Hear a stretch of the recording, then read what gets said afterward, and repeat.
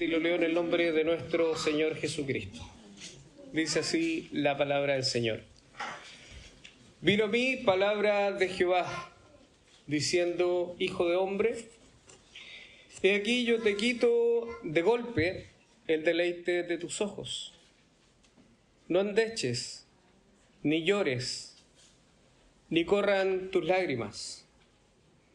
Reprime el suspirar. No hagas luto de mortuorios. Ata tu turbante sobre ti, y pon tus zapatos en tus pies, y no te cubras con rebozo, ni comas pan de enlutados. Verso 18. Hablé al pueblo por la mañana, y a la tarde murió mi mujer. Y a la mañana hice como me fue mandado. Y me dijo el pueblo: ¿no nos enseñarás qué significan para nosotros estas cosas que haces? Y yo les dije: la palabra de Jehová vino a mí diciendo: di a la casa de Israel, así ha dicho Jehová el Señor. He aquí yo profano mi santuario, la gloria de vuestro poderío, el deseo de vuestros ojos y el deleite de vuestra alma. Y vuestros hijos y vuestras hijas que dejaron caerán a espada. Y harán de la mañana que yo hice, y haréis de la manera que yo hice. No se cubrirán con rebozo, ni comerán pan de hombres de luto. Vuestros turbantes estarán sobre vuestras cabezas, y vuestros zapatos en vuestros pies. No endecharéis ni lloraréis, sino que se consumirán a causa de vuestras maldades, y gemirán unos con otros. Ezequiel, pues, les será por señal según todas las cosas que él hizo. Harán cuando esto ocurra, entonces sabrán que yo soy Jehová el Señor. Y tú, hijo de hombre, el día que yo arrebate a ellos su fortaleza, el gozo de su gloria, el deleite de sus ojos y el anhelo de sus almas, y también sus hijos y sus hijas, ese día vendrá a ti uno que haya escapado para traer noticias. En aquel día se abrirá tu boca para hablar con el fugitivo, y hablarás y no estarás más mudo, y le serás por señal, y sabrán que yo soy Jehová. Amén. Que el Señor bendiga su palabra. Hermanos, estamos en esta serie del sufrimiento, y ahí el sufrimiento es algo tremendamente, un sentimiento tremendamente democrático, ¿ya? Todos de alguna u otra manera hemos experimentado el sufrimiento, y el sufrimiento a causa de nuestras malas decisiones, el sufrimiento a causa de otros, digamos, que producto de su actitud nos hace sufrir, pero también experimentamos el sufrimiento porque Dios, en su voluntad secreta, que a veces nosotros no comprendemos, no alcanzamos a comprender, también Dios ha decidido que nosotros pasemos por ese sufrimiento. Entonces, el sufrimiento es algo que a todos nos llega, y por eso es importante esta serie. Ahora, para ponernos en contexto, es decir, ¿qué es lo que está ocurriendo acá? Es una historia terrible. Primero debo decirles que efectivamente la esposa de Ezequiel muere. Y pensaba en esto, aquellos que estamos casados y que muchas veces discutimos con nuestras esposas, y que muchas veces es complejo el día a día. Si nuestra esposa fuera quitada de golpe, nosotros sufriríamos demasiado. Extrañaríamos, por ejemplo, sus conversaciones, las cosas en común que tenemos, incluso las discusiones, tantas cosas. Así que mientras usted tenga a su esposa, bueno, disfrute, y en el día malo, bueno, reflexione. Pero es compleja esta historia, la verdad que la leí, y hay un libro escrito sobre el sufrimiento, y precisamente esta historia formaba parte de uno de las situaciones en que en el Antiguo Testamento Dios permitía el sufrimiento. Ezequiel está escribiendo desde el cautiverio. Probablemente Ezequiel fue llevado, ¿cierto?, en la primera oleada en que el rey de Babilonia se llevó a los habitantes de Jerusalén. Se dicen que hay al menos 3 deportaciones. Y Ezequiel es un profeta que había sido criado para ser sacerdote, es decir, Ezequiel conocía todo lo que tenía que ver con el templo. Podríamos decir hoy Ezequiel era parte de la familia sacerdotal, conocía las costumbres, conocía la palabra. Ezequiel conocía todo lo que tenía que ver con el templo, con la vida del templo. Y Ezequiel es transportado a Babilonia, un lugar completamente pagano, un lugar lleno de dioses, de costumbres que eran ajenas al pueblo o a la ciudad de Jerusalén.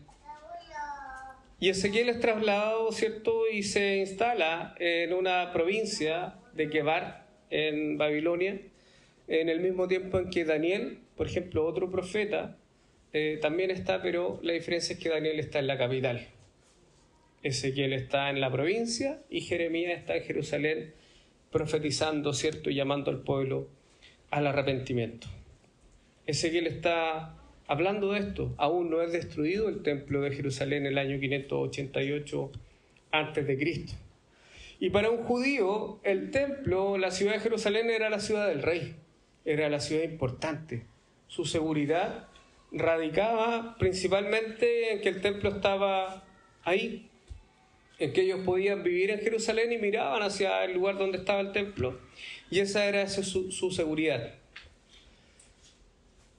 Pero el problema es que no habían puesto el corazón ahí.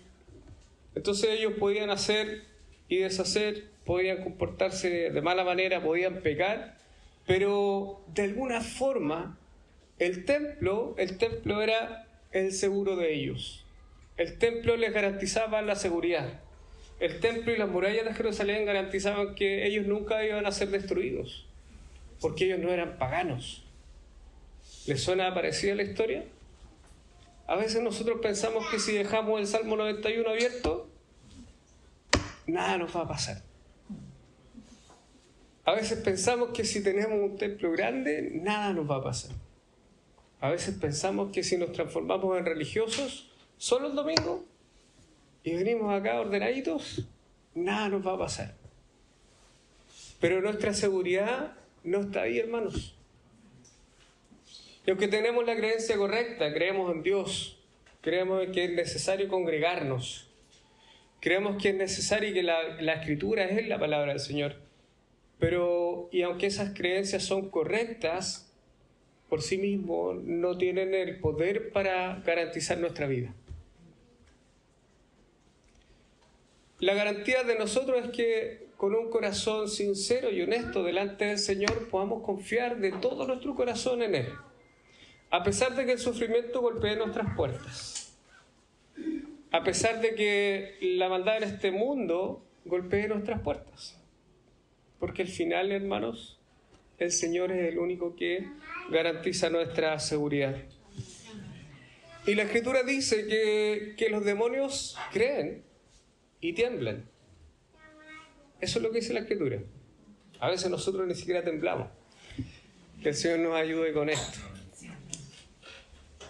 Bueno, Ezequiel iba a experimentar el sufrimiento por orden de Dios.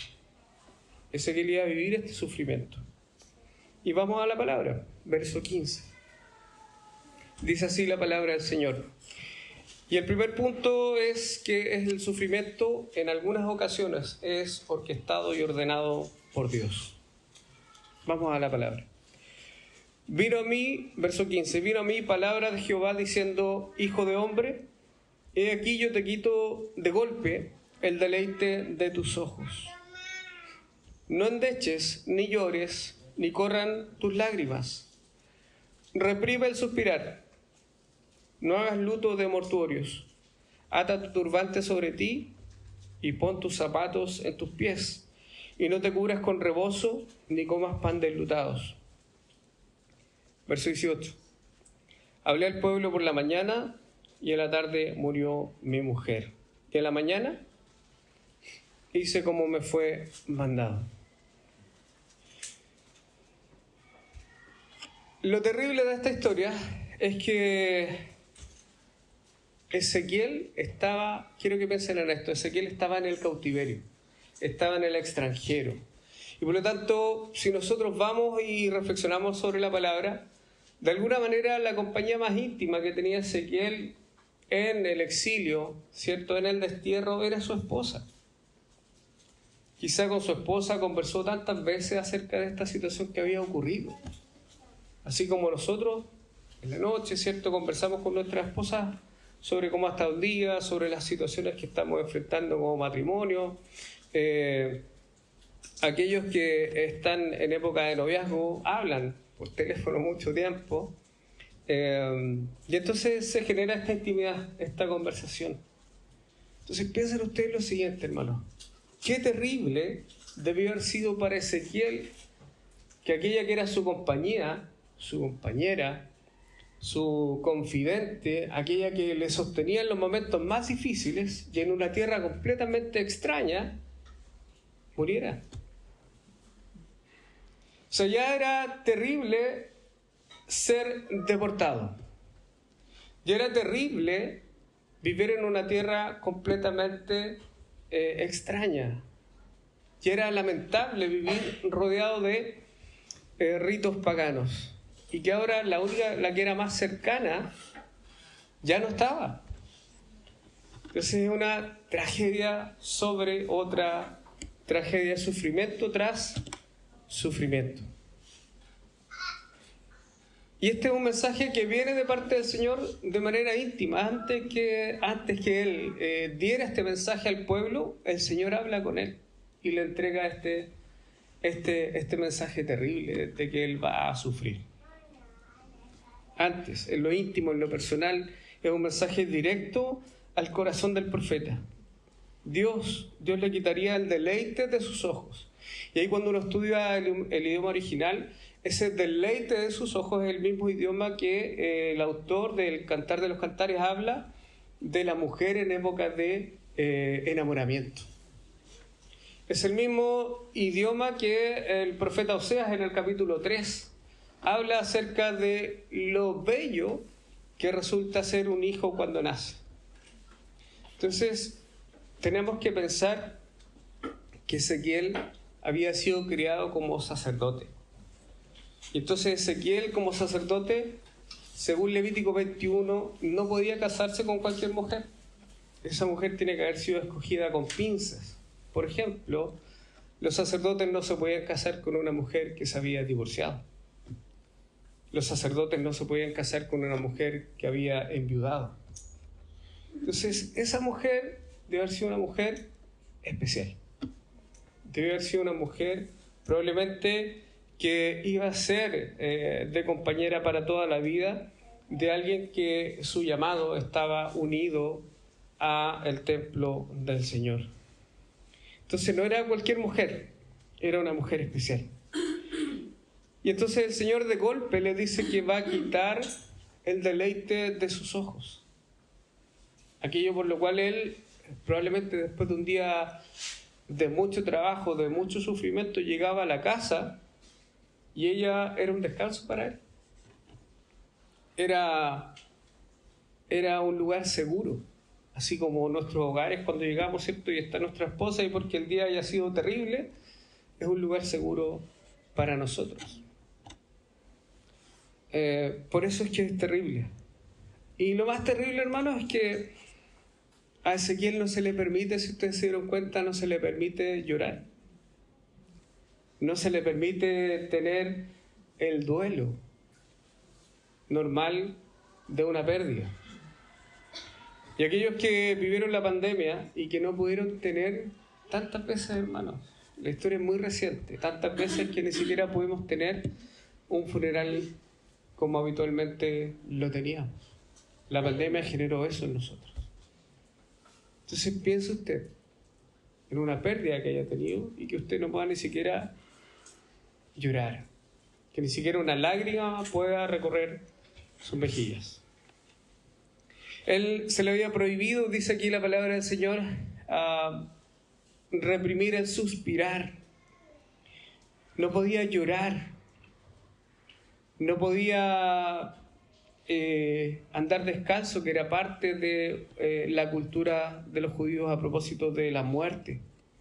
No podía comer pan de enlutados. Nada, era como si él debió haberse comportado de una manera estoica, ya en lo que significa ese término, digamos, en el sentido más amplio. Ezequiel se transformó en una parábola viviente de alguien insensible. Y eso es lo más terrible. Entonces aquí vemos nosotros cómo el sufrimiento es, en esta ocasión, ordenado por Dios. Dios nos llama a sufrir en ocasiones. Y yo creo que así es, en muchas ocasiones. Dios prepara el sufrimiento ¿para qué? Para que nuestro corazón, de alguna forma madure, crezca en el Señor. Para que nuestro único consuelo al final es que amemos al Señor con todo lo que tenemos. Hermano, todo lo que vemos, todo lo que palpa en nuestras manos, un día va a pasar. Y lo único que va a quedar es el Señor. Entonces vamos a tener evidentemente otra realidad. Pero esto es lo que está ocurriendo con el profeta. El profeta se convirtió en un ejemplo vivo de lo que estaba por venir. Un tiempo de pérdida tan grande que el luto quedaría ahogado por el espanto. Pero su historia quedó escrita por el testimonio de la obediencia. Dice aquí: hablé al pueblo, el verso 18, por la mañana y en la tarde murió mi mujer. Y por la mañana hice como me fue mandado. Aquí vemos que de inmediato se cumple la palabra del Señor y el profeta obedece. Es una tremenda lección de obediencia acerca del llamado. Hermanos, el llamado del Señor no es un llamado para que nosotros... No es un llamado fácil. No es un llamado fácil. Es un llamado a sufrir principalmente, pero a sufrir con un propósito. Y ese propósito tiene que ver con algo más grande que nuestros pequeños planes de este lado de la eternidad. Ese propósito tiene que ver con algo más glorioso que el Señor nos quiere enseñar. Ese propósito tiene que ver con que nosotros, independiente de las circunstancias, del sufrimiento, seamos capaces de mostrar obediencia al Señor. Y hermanos, a veces debo ser súper honesto con usted. A veces el sufrimiento nosotros no lo vamos a entender. Muchas veces. La pérdida de un familiar cercano nosotros no lo vamos a entender. En muchas ocasiones. La partida de alguien cercano a temprana edad tampoco. La pérdida de un hijo, la viudez, la pérdida de cualquier ser querido, muchas veces nosotros no lo vamos a entender. Y puede que nos vamos de esta tierra y nosotros no entendamos eso. Pero sí debemos confiar en que el Señor es más sabio que nosotros. De que el Señor está fuera del tiempo. Y de que Él, al final de la historia, nos va a mostrar que cada lágrima valió la pena. De que cada lágrima, al final, tuvo un propósito. Hermanos, hoy es posible que no lo podamos entender. Ni aún preguntándole a ChatGPT, para aquellos que usan, tampoco lo vamos a poder entender, hermanos. Lo que sí sabemos es que Dios es bueno. Y que Él es completamente sabio. Y que Él conoce todas las cosas. Y que Él conoce tu corazón, mi corazón, mejor aún que nosotros mismos. Así que eso es lo que está ocurriendo acá. Con esto, hermanos, como les decía, el dolor muchas veces no tendrá explicación de su origen. Muchas veces el quiebre amoroso, el desempleo, un mal resultado en los estudios, no tendrá explicación, aunque hagamos nuestro mejor esfuerzo. El resultado negativo, la respuesta de un no a una situación injusta, muchas veces no tendrá explicación. Y la Escritura está llena de eso. Lo que sí podemos decir a partir de la Escritura es que el Señor permitió el sufrimiento con un propósito mayor que las personas que lo estaban viviendo. Por ejemplo, el libro de Job nos habla de esto. Y el dolor de Job no fue en vano, sino que permitió que al final de los días Job dijera que ahora conocía de una mejor manera a Dios. Eso es lo que permitió. Y entonces él confesó en Job 42:5 que de oídas lo había oído, ahora mis ojos te ven.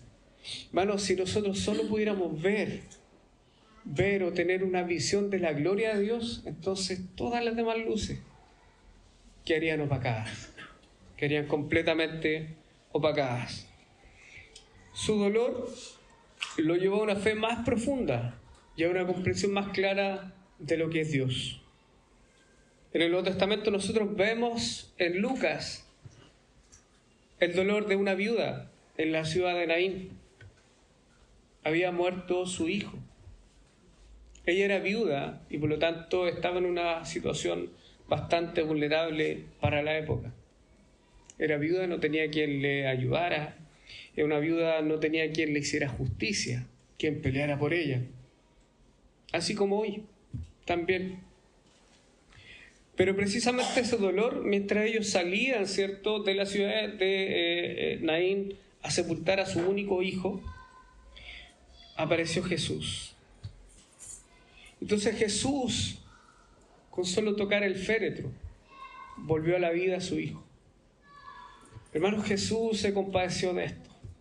Y entonces el dolor de la viuda se transformó en alegría, se transformó en esperanza. Y entonces la gente glorificó al Señor y nos dice ahí el pasaje de Lucas que el pueblo exclamó y dijo: un gran profeta se ha levantado entre nosotros. Entonces el dolor de esa viuda, el dolor de esa madre, permitió que Cristo fuera conocido. Y ahí podemos entender parte de ese dolor. El sufrimiento de ese padre, a propósito de la parábola del hijo pródigo que todos nosotros de alguna u otra manera hemos escuchado. El sufrimiento de un hijo desobediente que sale, ¿cierto?, de la tierra de Jerusalén y va y se gasta el dinero de la herencia en cualquier cosa. Provoca que ese hijo aprendiera la lección y que volviera arrepentido. Entonces ahora ese hijo valoraría el amor del padre. Ahora ese hijo no se iría del lado de ese padre y entendería la gracia, entendería el amor, entendería el perdón y entendería cómo el abrazo del padre borraba todo su pasado. Ese sufrimiento del padre nos permite ver la gracia del Señor. Por eso que el sufrimiento tiene un propósito. En algunas ocasiones lo vamos a entender, en otras ocasiones no lo vamos a entender. Pero sí, hermanos, debo decirle que todo sufrimiento que tengamos en el Señor tiene un propósito. Pasemos al segundo punto. Dios destruyendo con sufrimiento su templo. Verso 19. Y me dijo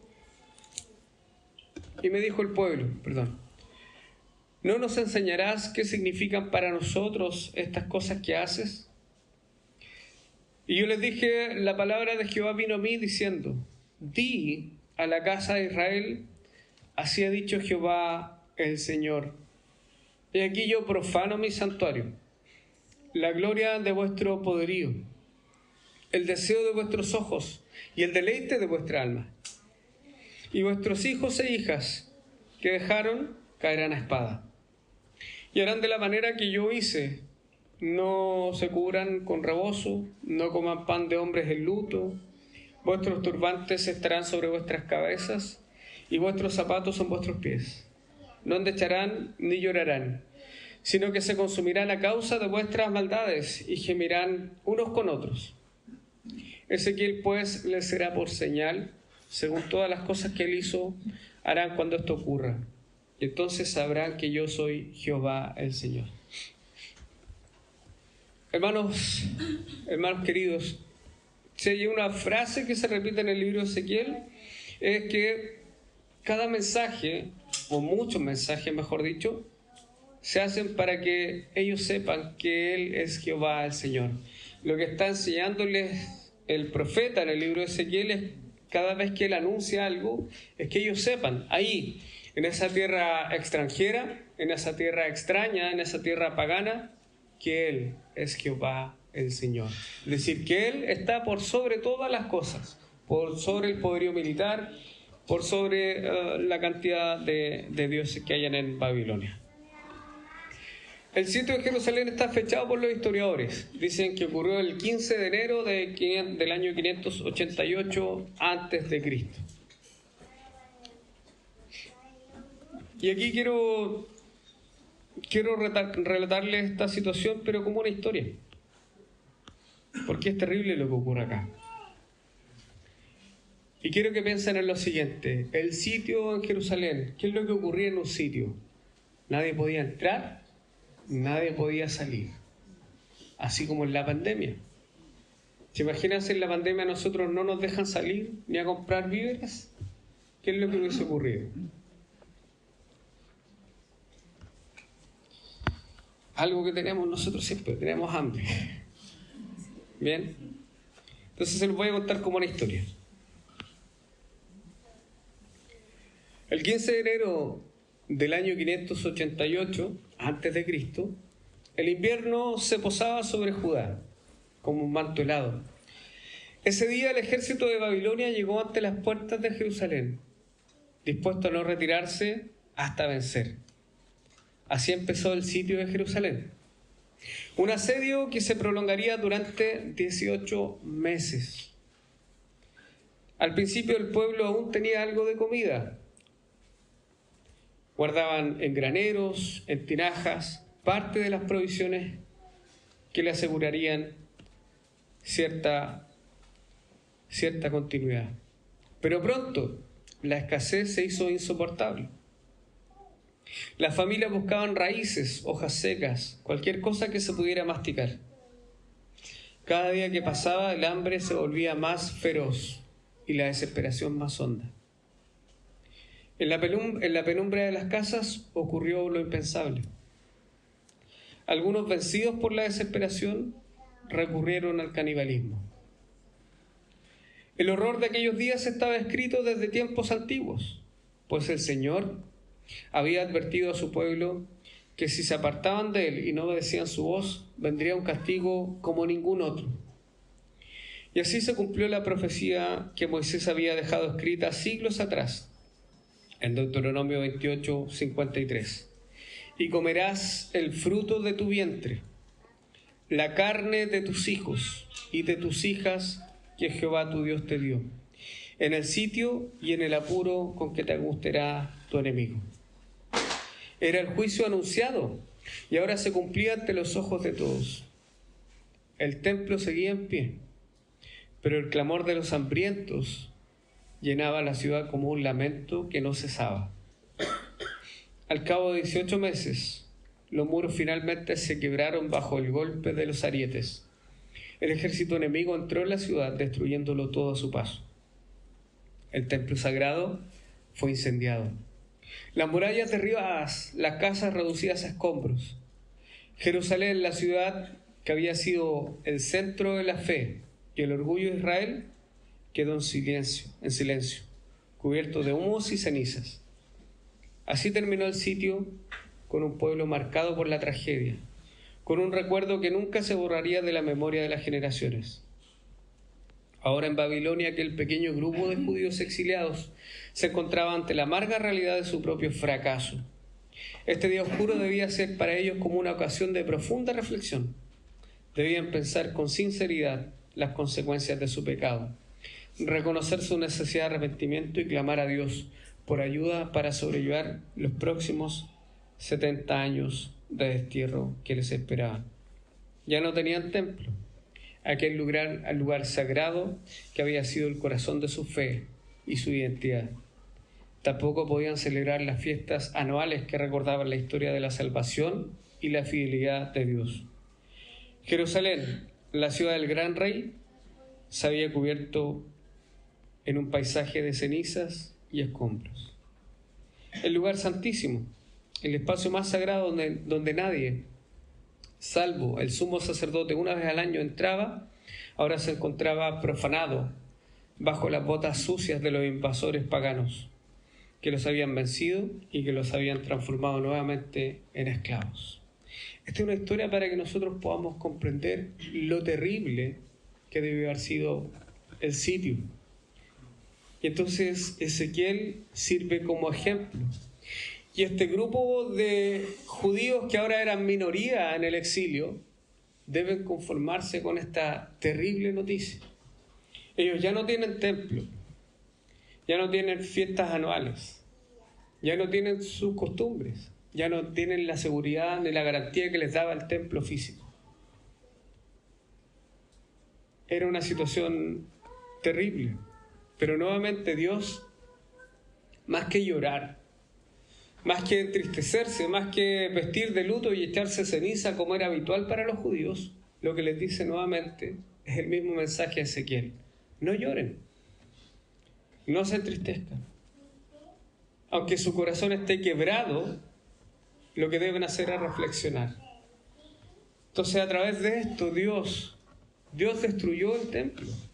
Y nosotros podríamos ir a la historia, ir al 588 y pensar, ¿cierto?, después de estos 18 meses de sitio de la ciudad de Jerusalén, que en el fondo son los ejércitos babilonios quienes destruyen Jerusalén y quienes destruyen el templo. Son ellos y su poderío. Pero lo que nos dice aquí la historia es que al final el Señor es quien permitió esta destrucción. Es el Señor quien permitió que su templo sea destruido. Es el Señor quien permitió que sus símbolos de seguridad fueran despedazados. Es el Señor quien permitió que su religiosidad fuera quebrada. Y la única manera de poder romper esa armadura religiosa que ellos tenían era de la manera más terrible. Es decir, permitir que un ejército pagano destruyera la ciudad. Y hermanos, muchas veces el sufrimiento va a hacer que nuestra religiosidad o nuestro maquillaje religioso salga al descubierto. El sufrimiento orquestado por el Señor va a permitir muchas veces que nuestra verdadera fe salga a flote. Y que este Dios que no habita en templos hechos por manos humanas, nos recuerde que Él habita en nuestros corazones. Hermanos, Dios es capaz de hacer muchas cosas. Dios es capaz de reescribir una y otra vez nuestra historia. Pero si hay algo que Dios va a hacer a través del sufrimiento es que nos va a moldear, nos va a hacer reflexionar, va a permitir que nosotros dejemos de mirarnos el ombligo, ¿cierto? Y miremos al cielo. Ahí viene nuestra esperanza. Desde lo alto viene nuestra esperanza. Y Él, como lo he dicho en otras ocasiones, Él es el Señor de la historia y es el Señor de nuestra historia. Es el Señor de las naciones. Si nosotros seguimos leyendo Ezequiel, más adelante del 24, vemos que todas las naciones que al final dominaron a Israel, finalmente fueron destruidas. Y viene de parte del Señor esa promesa de restauración. Entonces, hermanos, no era el rey de Babilonia quien había destruido el templo ni las murallas, sino que era la voluntad de Dios. Dios había permitido en su ciudad que su templo fuera profanado, demostrando de esa manera que Dios gobierna y domina sobre todos. Bueno, no es la dificultad que tengamos para poder estar reunidos, venga de donde venga. Nosotros debemos confiar en el Señor. Él guía la historia de esta comunidad de fe. Él escribe nuestra historia. Él es quien gobierna, Él reina, Él es el Señor. Y todas las situaciones que nosotros podemos vivir es para que al final del día podamos entender que Él es el Señor de nuestras vidas. Gloria al Señor por eso. Ya para finalizar en el punto 3, analicemos el llamado del hombre de Dios. y este llamado está por sobre el sufrimiento. Verso 25. Y tú, hijo de hombre, el día que yo arrebate de ellos su fortaleza, el gozo de su gloria, el deleite de sus ojos y el anhelo de sus almas, y también sus hijos y sus hijas, ese día vendrá a ti uno que haya escapado para traer noticias. En aquel día se abrirá tu boca para hablar con el fugitivo, y hablarás, y no estarás más mudo, y le serás por señal, y sabrán que yo soy Jehová.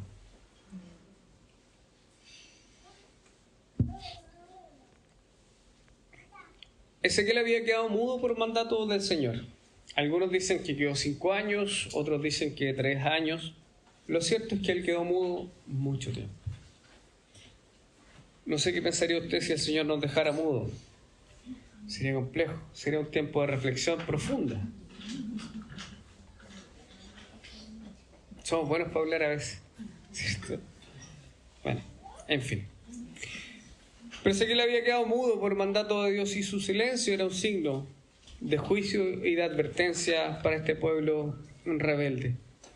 Y ese silencio quedaría confirmado, ¿cierto? A propósito de este hombre que llega después de estos 18 meses de sitio en que la ciudad de Jerusalén es destruida, en que sus murallas son derribadas, en que el templo, que era la seguridad y la fortaleza del pueblo, de este pueblo tan especial,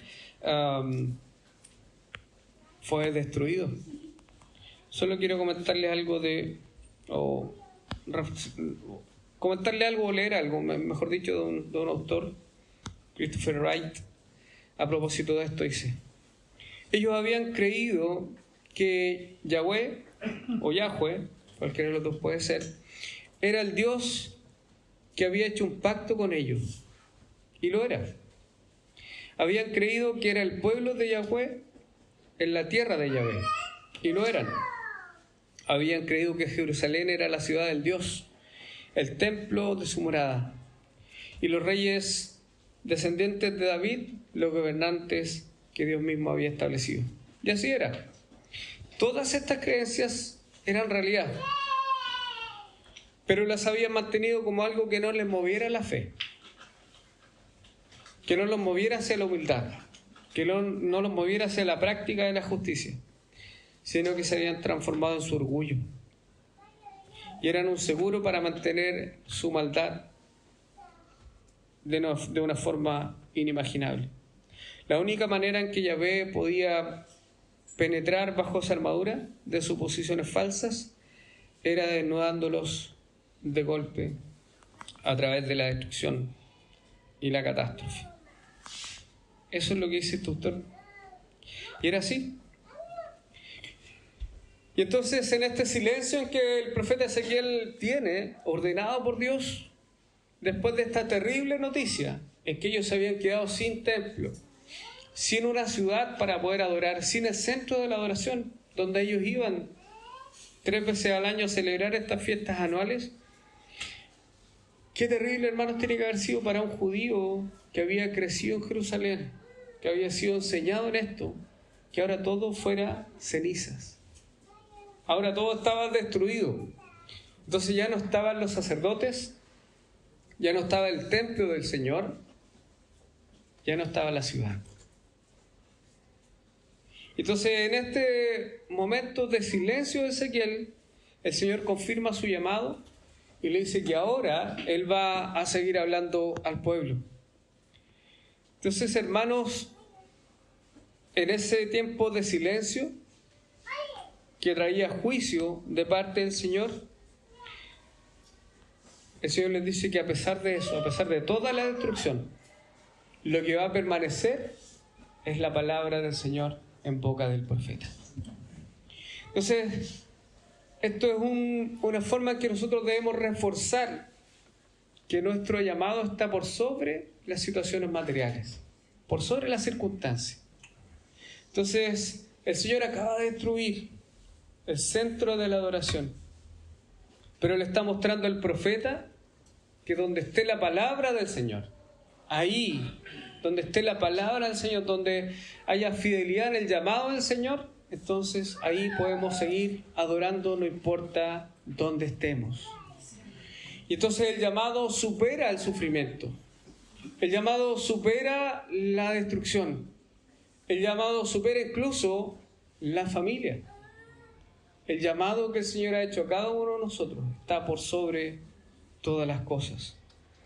El llamado de Dios al profeta y el llamado a cada uno de nosotros está por sobre incluso nuestros afectos más queridos. Sin que ello implique abandonar a la familia, sino que Dios demanda de nosotros un amor absoluto.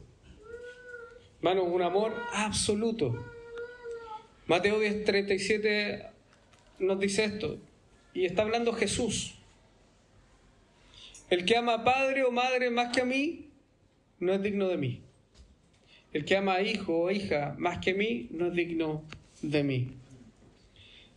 Hermanos, el Señor al que adoramos es uno que demanda completa sumisión y fidelidad, más allá de nuestra circunstancia. Ezequiel, el profeta, fue un ejemplo de obediencia total en medio de su duelo, en medio de la destrucción de Jerusalén, en medio del exilio, en medio del quebranto. El Señor seguía siendo su Dios y su esperanza. Y su fidelidad permitió que allá en Babilonia, aunque no tuvieran templo, ni fiestas, ni sacerdotes, el Señor siguiera hablando a su pueblo. Hermanos, nosotros hoy vivimos en Babilonia, evidentemente, en nuestra cultura. Nuestros gobiernos no son cristianos. Nuestros alcaldes no son cristianos. Nuestros vecinos, muchos. Vivimos en una sociedad tremendamente pagana y es Babilonia. Pero ahí el Señor ha prometido hablarnos. Ahí el Señor ha permitido que la misión siga corriendo. Y ahí el Señor ha continuado confirmando su llamado para nuestras vidas. Ya, hermanos míos, en las aplicaciones, nosotros como Ezequiel somos llamados a obedecer incluso cuando no entendemos el sufrimiento. Aún en nuestro sufrimiento somos llamados. Y yo creo que muchos de nosotros hemos venido hoy con sufrimiento, con cosas que no están resueltas y que afectan nuestro corazón. Y aún así, el Señor hace que nuestro llamado permanezca aún en tiempos de crisis. El Señor nos llama a que respondamos con fe y obediencia, así como el profeta Ezequiel. Dios prohibió el llanto público a Ezequiel, no para negar su dolor, sino que para comunicar otra verdad. La magnitud del juicio que venía. Y en ese sentido Dios ordena y guía nuestras emociones. A veces nuestras emociones se desbordan. Y lo digo en general, si nosotros miramos al salmista y el Señor se le acompaña, pero bien, gloria al Señor por eso. Y Dios prohibió el llanto público a Ezequiel, como les decía. Dios ordena y guía también nuestras emociones y les da sentido. Si nosotros, hermanos, queremos ordenar nuestras emociones, leamos los salmos y vemos cómo el salmista parte completamente desesperado y después su corazón se aquieta. Tras el cumplimiento del mensaje, Dios abre la boca de Ezequiel para hablar de nuevo, anunciando consuelo ante lo que viene. Dios no retira su palabra ni su voz para siempre. A veces, en el sufrimiento, nosotros, hermanos, debemos aprender del silencio. En ese silencio que nos provoca el sufrimiento, debemos, antes de desesperarnos, reflexionar y pensar. Dios usó ese silencio de Ezequiel para provocar una revisión del pueblo, para que el pueblo analizara su corazón, para que el pueblo se arrepintiera. El silencio del profeta significó que el pueblo debía reflexionar. Nosotros nos podríamos quedar aquí y tener a Ezequiel como en lo alto, y el silencio de Ezequiel como un ejemplo que tenemos que seguir. Pero la palabra del Señor nos muestra que hay otro que guardó silencio, y ese fue Jesús. Jesús, aunque el templo debía nuevamente el templo se transformó en un amuleto para los judíos. Jesús también en la cruz guardó silencio. Jesús guardó silencio no porque fuera culpable, sino que guardó silencio porque nosotros éramos culpables. Guardó silencio pudiendo justificarse. Guardó silencio en obediencia al Padre. Guardó silencio por cada uno de nosotros. Entonces, en el silencio de Jesús, nuestros pecados fueron perdonados. En el silencio de Jesús, nuestra vida fue rescatada. En el silencio de Jesús, tú y yo fuimos rescatados de la destrucción. Jesús y su silencio nos salvó, hermanos. Y en ese silencio, Él sufrió por nosotros. Por lo tanto, si hay un silencio que tiene un propósito mayor, es el sufrimiento de Jesús y su silencio. Quiero que piensen lo siguiente. Imagina ahora una gran sala donde Jesús está frente a Pilato. Él podría haber hablado y disipado cada acusación. Podría haber invocado legiones de ángeles para que vinieran a ayudarlo. Pero Jesús, nuestro Rey, se mantuvo callado y mudo por nosotros, como un cordero llevado al matadero. En su silencio y sufrimiento, Jesús absorbió nuestra culpa. Nosotros éramos culpables, hermanos, y no teníamos ninguna posibilidad de acercarnos al Padre.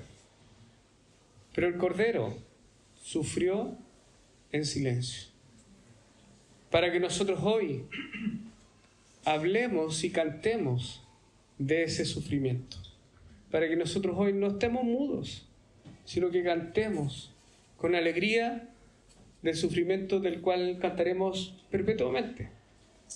En el cielo el único sufrimiento que será recordado no es el de un quiebre amoroso, no es el de la partida de un familiar, no es el de la pérdida de un trabajo, no es el sufrimiento que cada uno de nosotros experimentamos día a día y que vamos a seguir viviendo mientras haya aliento en nuestras vidas, sino que el único sufrimiento del cual vamos a cantar será el sufrimiento del Cordero, que fue sacrificado desde antes de la fundación del mundo. Gloria al Señor por eso, hermanos. Así que ese sufrimiento tiene un propósito, y ese propósito es que tú y yo adoremos al Rey que sufrió en silencio por nosotros. Amén. Oremos al Señor.